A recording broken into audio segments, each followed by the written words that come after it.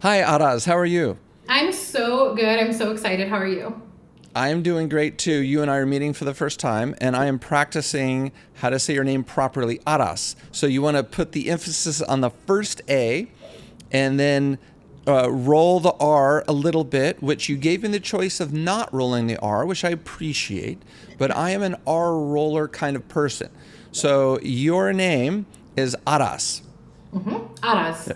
There you go. Yeah. And it's an Armenian name and it's beautiful. I whipped out the Armenian that I know, which is İçbeses. And whenever I do that, people's eyes go like this. Oh my gosh, he speaks Armenian. And then I let them know very quickly that is all I can say. You're like, that's all I got. One trick pony. Hey, but you know One what? trick. I appreciate it. It's more than a lot of people have. So kudos to you. Yes.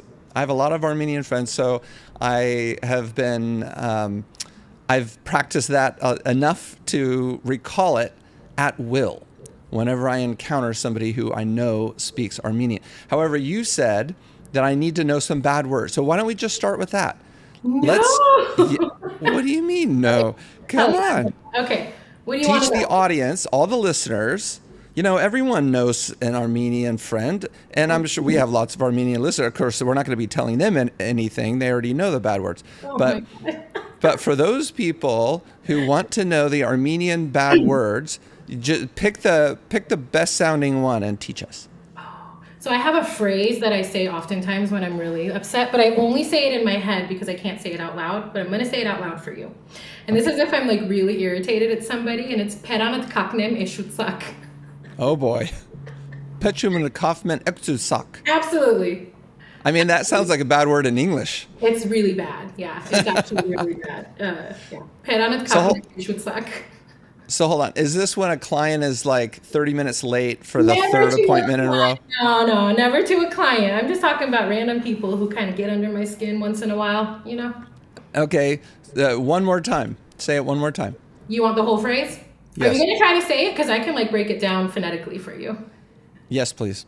Okay. Peranat Peranat kaknem Kaknem eshutsak.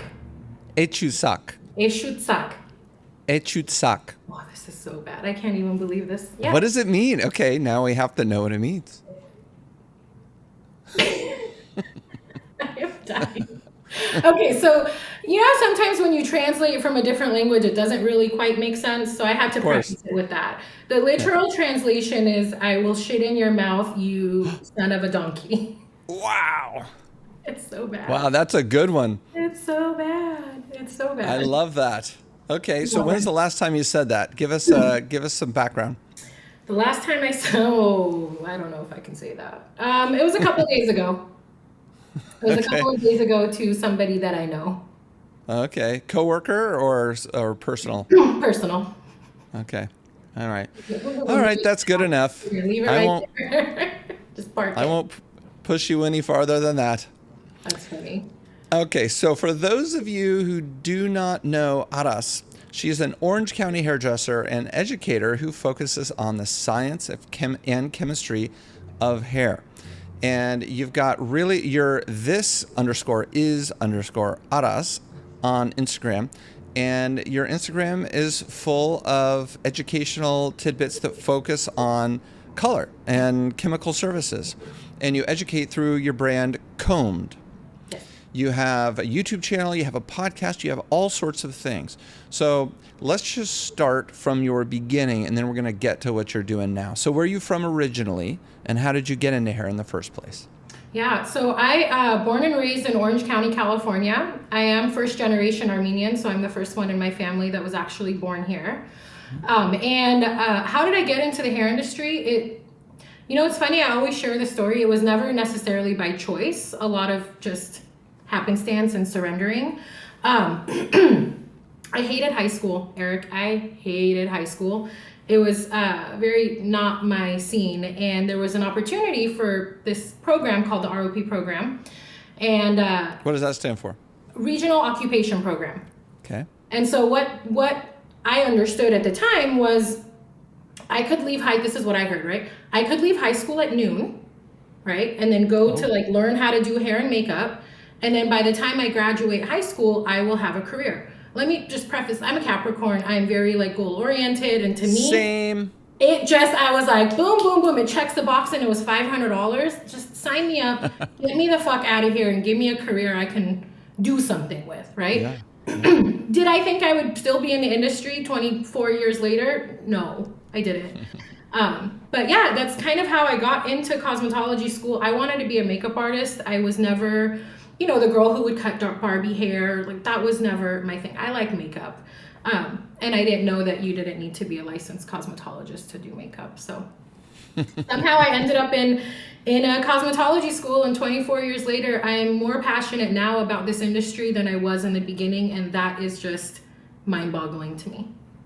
I love that story. So I would say the majority of the stories of our guests are kind of your typical did my Barbie's hair, etc.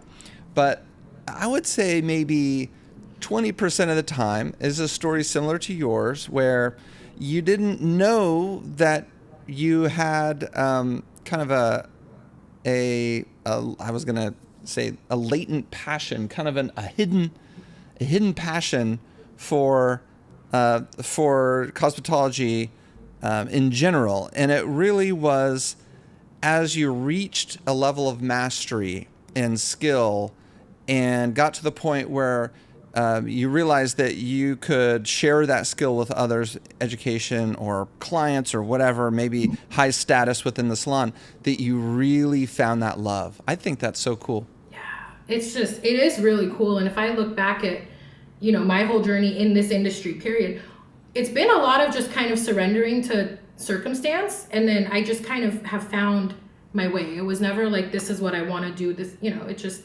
opportunities just came to me and I ran with it because I didn't know any better. I guess I was just like, fine, let's roll with it and see what happens. I mean, similar to education, I never ever wanted to be in the education field. Public speaking was like, fuck no, but somehow, some way, here we are. Yeah. And it brings me to that philosophical consideration, which is, where do passions and talent intersect? Because that's really one of the goals of life, isn't it? It's to spend your time doing things, in a career mostly, because that's where we spend a lot of our time so we can make a living and stuff.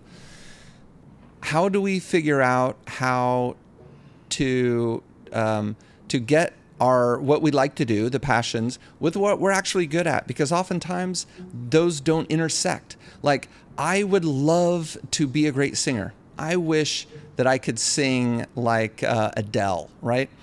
But I will never sing like Adele. I feel passionate, about singing and music, all that, but it's just not going to happen. So I don't spend any time on it. So how do you find something where you're both passionate and you're talented? Sometimes I've had so many conversations with people who go in the direction of their talent, and the passion comes as they reach mastery. And that's kind of what you're talking about right here. And what a frustrating path to be on, where you go in the direction of passion, yet you have no talent, and kind of the opposite extreme example. And you spend your life frustrated because you don't have that kind of natural talent for what you're passionate about. I mean, especially being behind the chair, we service so many clients, and we've seen that, right? Like, I know there's several people who have been in and out of my salons, and they're miserable, right? And like, they're passionate about this, but they're not talented enough to make money on it, or they're talented here and it's not. And so I just, it's a really fucked up place to be. It's an unfortunate place to be. That's why I count my lucky freaking stars every day. I'm like, I don't know how I ended up here, but somehow, some way, it's this beautiful space of passion, creativity, financial freedom. Like, it's just so good. Right. So you've gotten there.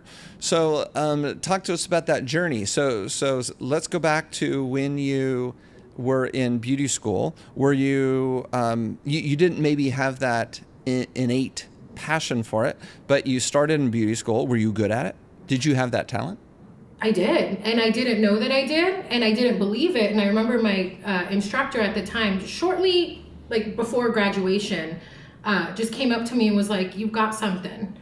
Something along the lines of like gold in your hands, or something along those lines. And I was like, I don't believe it, but I'm just going to believe you, because Why I'm didn't you believe 17. it?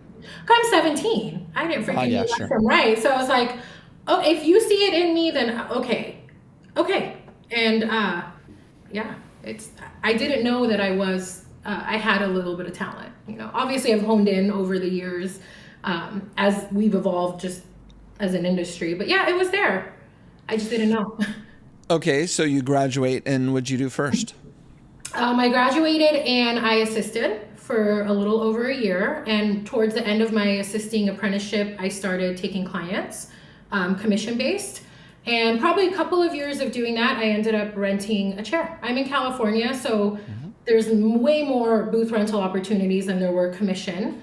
So I rented a chair at the original salon, and then I went to a bigger, better, brighter, whatever salon. And I stayed there for a lot of my career, and then I went into a suite. Before suites were even, I think it was it was before it was even a thing, and everybody in my salon was like, what are you doing? You're insane. This is a gimmick. Yeah. And I'm just like, no, all I see is opportunity here because I am very much like self-motivated. I like, so all I saw was green lights, and Yeah. I haven't looked back. I mean, I've evolved from a suite into my private studio. But that suite environment was it really helped me cultivate my artistry. Right. Amazing. And you've been in the same Orange County area for your whole career, Yep. which I'm sure is really, really good for building the types of clients that you want and making sure that, it sounds like you're at that Goldilocks period where all your clients sitting in your chair are the kinds of clients you want, right? Oh my God, yeah. And I think that's what makes it so great is getting to a place in my career where all of my clients, okay, maybe like there's one or two that aren't, but the majority of my clients are just like what do they call it? Unicorn client, ideal client. Like we just vibe. It's fun. It doesn't feel like work. Yeah, amazing. Okay. So, and then why did you start considering educating? It's like a whole different business. Yeah, education. It's another interesting. I think it's interesting. I was working in a salon, and one of my coworkers was working at the time something like an affiliate with this brand, and this brand had a color class, and she's like, "Come with me. I don't want to go alone." And I was like, "Sure. We've used these products. Let's go." Unbeknownst to me, it was an educator training, so they were looking for. Educate, and she didn't tell me or I didn't understand. I don't know what, right? So we get there, and there's the director of education, and she's presenting, and I look at her and I'm like, I can't do this. And she's like, me neither. I'm out. I'm not coming back tomorrow. Because the second day we had to present, right? And so I told you I'm a Capricorn. I'm an overachiever. I don't give up, and I love a good challenge. So I was like, fuck it. What's the worst that's gonna happen? She's gonna tell me I suck. No, right? So interestingly enough, I ended up presenting on the color wheel, and I was the last one to go, right? And this lady, I just have to just rewind. I don't know if anybody who's listening, this is so many years ago, there was a woman named Pat Drake. And so she'd been in the industry for a long time. If you knew her, she was one of the most intimidating people. Like Eric, I would just sit in silence because I was so terrified. All that to say, I do my presentation, I sit down, and she just very slowly walks past me and taps me on the little table, and she just looks at me. She goes, "You found your niche, kid." And Wow. she kept walking, and I was like, "What does that mean?" I didn't even know. So I went home and I Googled it, and I was like, "What?" So I ended up working with that company for several years. In facilitating, and I was kind of like the closer, like the troubleshooter. Anytime there was problems, I would go kind of, so then I realized, well, I'm kind of good at this, and so that opened up the door to education for me, and I've loved it ever since. Almost a little more than being behind the chair. Interesting. Okay, so at this point, you have multiple offerings that I've noticed. We're going to talk about those, but set the stage on your current day-to-day.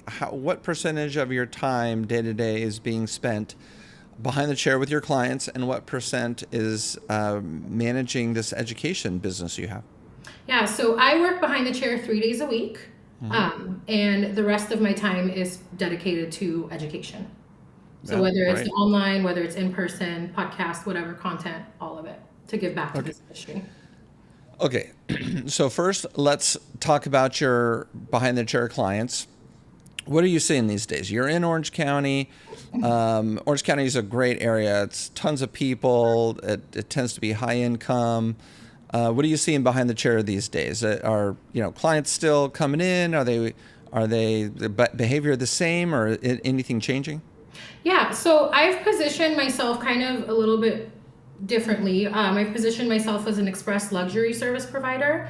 So a lot of the services that I offer are express, and not express in quality, but just express in time and making sure the hair is still great, integrity, looks beautiful, all of that. So the majority of my clientele are people who are very busy and who don't want to have to spend 4 or 5 hours at the salon. Okay. Right, so that's kind of my little niche, and I do a lot of express gray coverage, express blonding, and so I have a pretty solid clientele. But here's what I have recognized, and depending on when this airs, people are tightening up a little bit.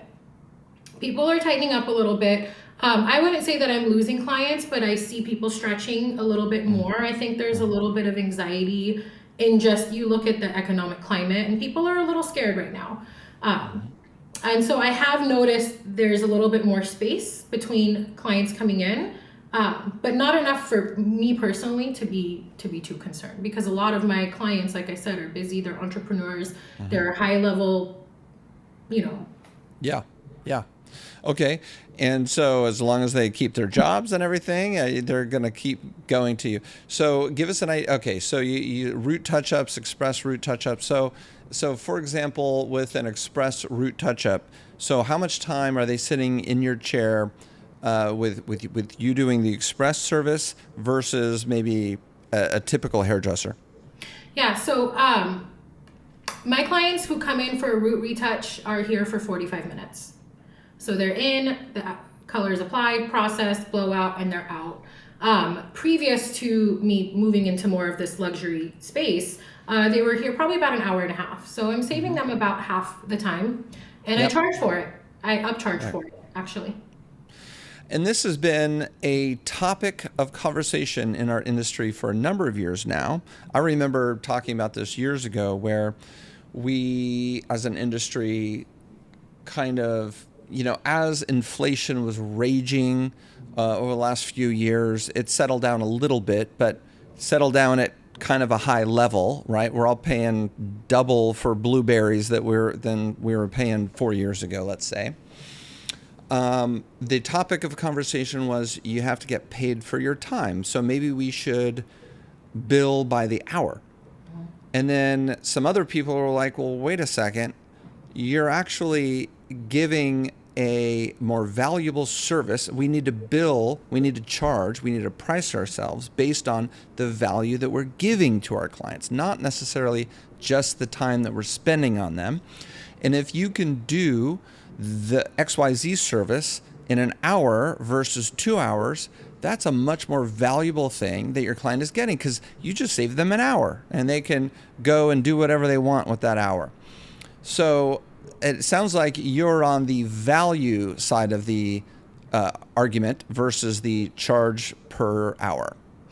Well, I think when I changed my business model into being an express luxury service provider, charging by the hour did not make sense for me. I would lose money, right? And so I've had this conversation with several people as well. And here's the two sides to it, right? There are people who see that saving a client time is valuable, right? And then there are people who see that saving a client time is rushing, it's half-assing, it's not, so you should discount, right? So I'm on Right. team, I'm giving my clients something they can't buy, their time, right? Eric, look at where we're at. Everyone is Instacart, DoorDash, Amazon Prime. I want Express, I want it now. Yeah. That's where people are at. And so if I market to those people and I give them what they want and I give them their time back, I'm absolutely going to charge for the value. I'm not going to charge per hour. And so a lot of people will tell me, like, shouldn't it be less expensive? And I said, our industry, I think, is the only industry that I can think of that thinks express should be cheaper. Right. Because do you not pay for express shipping? Do you not pay more for that? Right? When you order DoorDash, do you pay the extra $2.99 to have it delivered to you express? I do. Right? When I want my Uber, I will pay for them to come to me faster. My time is valuable. So if my time is valuable, I will pay if somebody can save my time. And so that's what my clientele is. They will pay. Yes. In Orange County, you have a freeway called the 73, and it's a toll road, and you pay a decent amount. It's like, what is it, $8 or $9 to save the time on the 405 to take the 73. So it makes a lot of sense what you're saying. I imagine, however, that there's a little bit of a what do they call this in the business world? There's some friction when it comes to educating the client or the potential client that what you're offering is of greater value than something that takes longer, right? There's a trust element there. When you try to tell them, you try to convince them, it only takes 45 minutes, but it's going to be as good or better of a root touch-up than you're paying now, and it's taken an hour and a half. They have to believe you. Well, to a certain extent, and if they don't believe me, as long as they give me the opportunity to show them, yeah, that's all I need. I don't need you to believe me. I need you to trust it. Let me show you.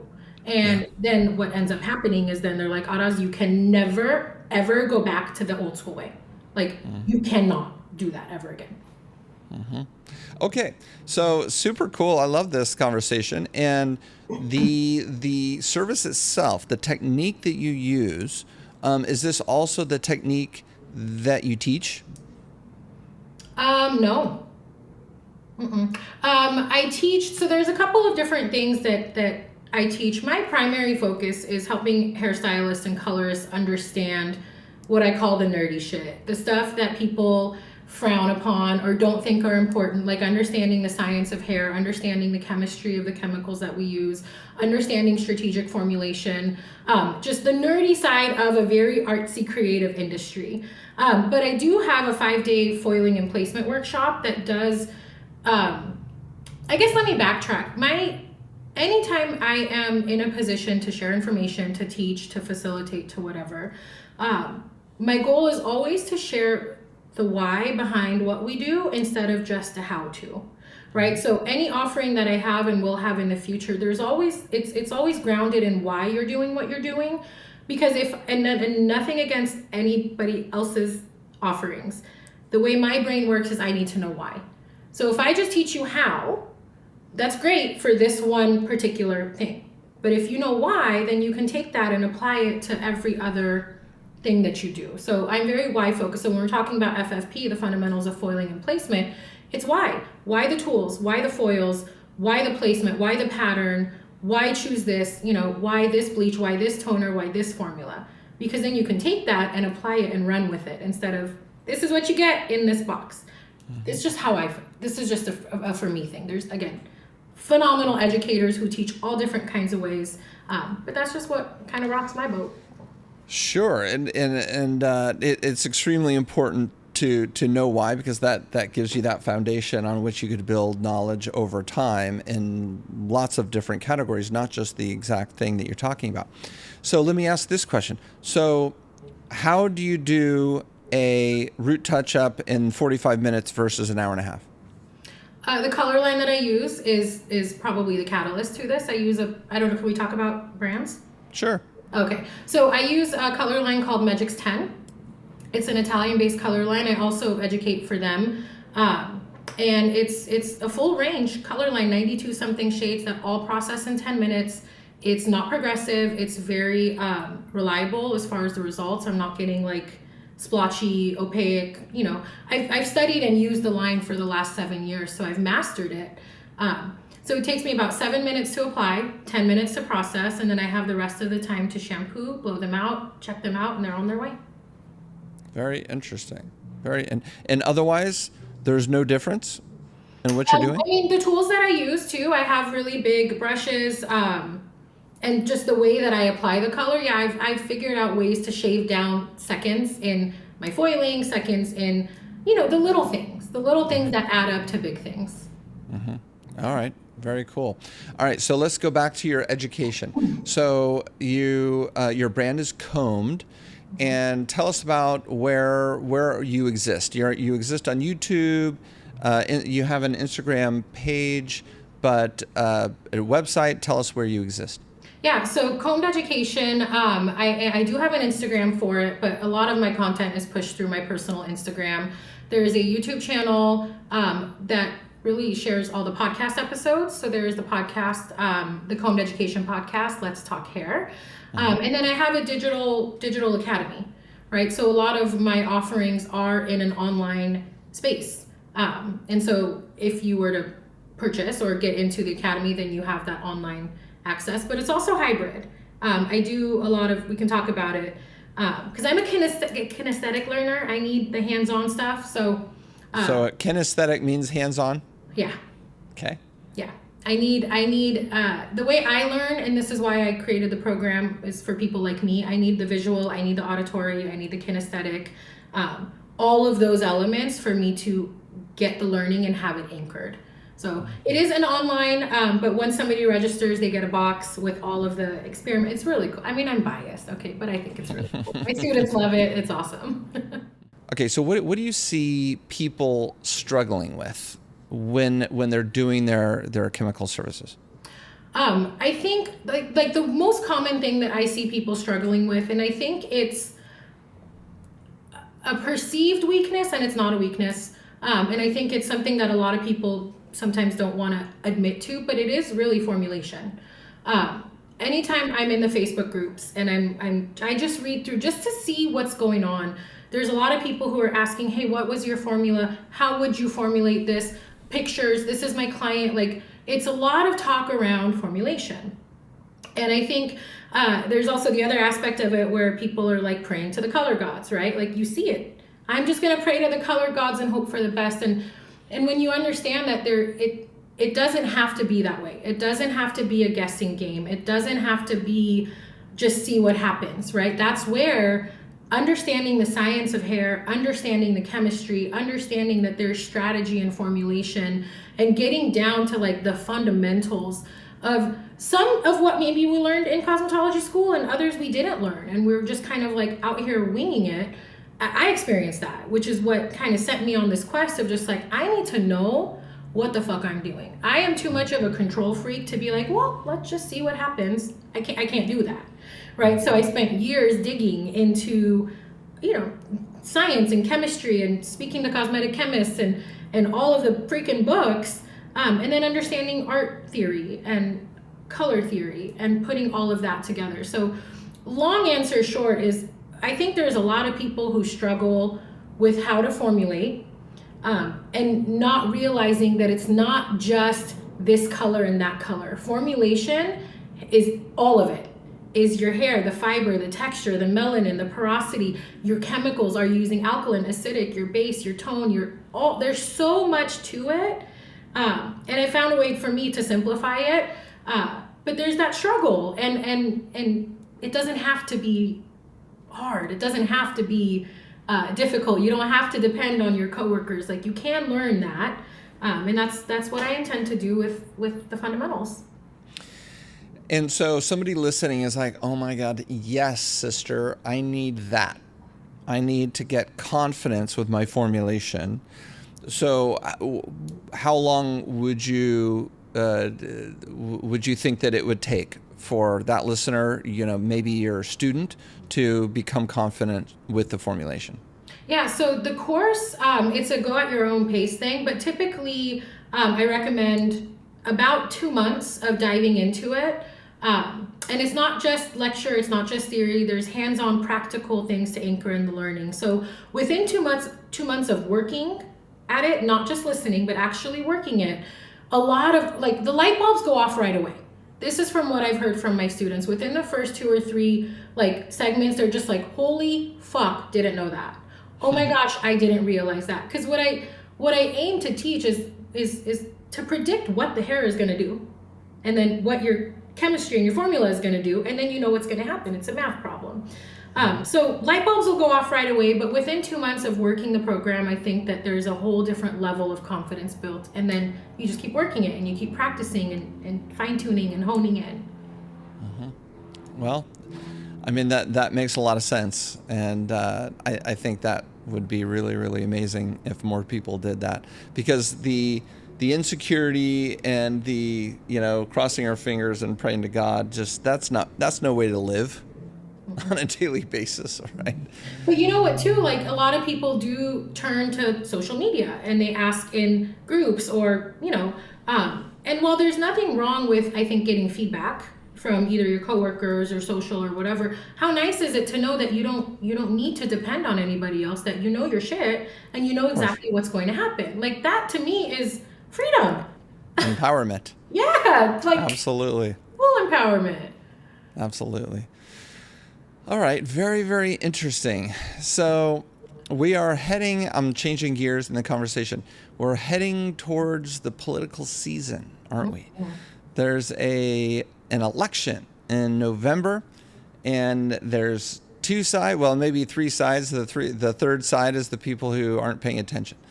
And so we're going to have clients coming into the salons who believe very much on that side or believe very much on this side, and they might want to talk about it.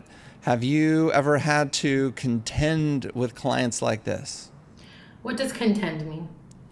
It means you're having to deal with the client who's sitting in the chair with very strong opinions, and those opinions may differ from yours. Or, we have listeners who work in salons surrounded by people, and there's a client who sits in their chair and they start going on about this person or this candidate or that candidate, and they immediately disrupt and start annoying people around them. Yeah. Have you ever had to deal with this? I have had to deal with that a lot. I remember 4 years ago, I don't typically double book. I work on my own. I don't typically double book, but there was an overlap and there was two clients. One was right, one was left. And I was like, this is not going to be good, because it was similar time. And I was like, oh my fucking God. Right. And so I'm just praying, like, please just don't talk. Let's talk about puppies. Let's talk about anything. And then of course the conversation came up, and honestly, like, there was a part of me that wanted to step in and be like, don't. But I was fortunate that both sides were respectful of each other. Excellent. They had a conversation, and I was like, oh, this is what healthy debate sounds like. We don't see this often. And it was so refreshing, because they both just agreed to kind of disagree and was just like, hey, you do you, I do me.